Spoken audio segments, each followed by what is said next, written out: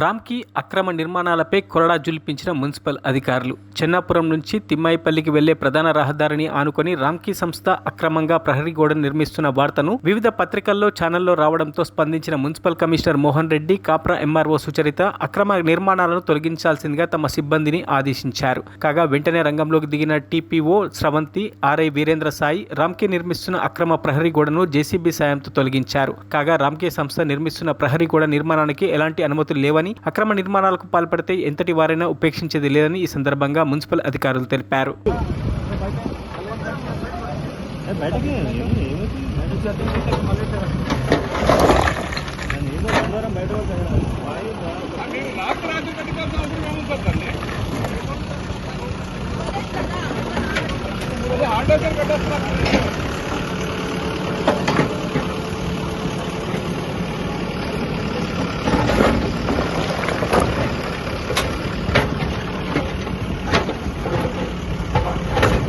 గారు వచ్చారు, TPO madam, MRO madam, RI గారు వచ్చారు.